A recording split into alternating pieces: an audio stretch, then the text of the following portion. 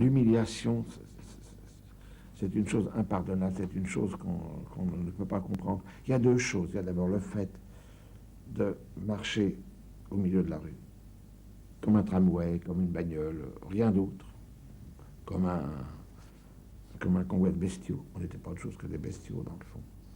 Et puis le regard des gens.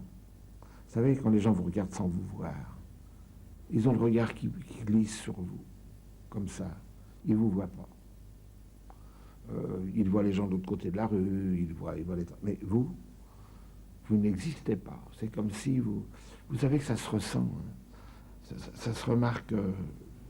Je l'ai souvent dit à ma femme, dans ce camp qui a été mon premier camp dur, mon premier camp absolument vrai, ce qui m'a marqué, plus que bon, le travail, c'est une chose, les coups que j'ai évités autant que possible, c'est une chose.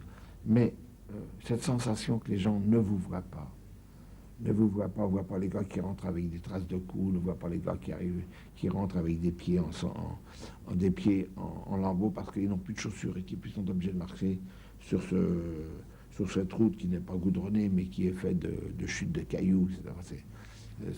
C'est quelque chose d'extraordinaire. Ça aussi, je ne comprends pas. Je ne comprends pas que des gens nous aient vu passer, n'aient pas eu ce geste un geste de pitié, quelque chose. Non. Nous étions l'ennemi juré. Vous voyez l'ennemi juré. Dans le paquet de gars qui défilaient, il y avait, disons, à 25%, peut-être un peu plus, des gars de mon âge. On avait 16 ans. On avait 16 ans et on n'était pas bien épais. On ne pouvait pas représenter un danger véritable pour eux.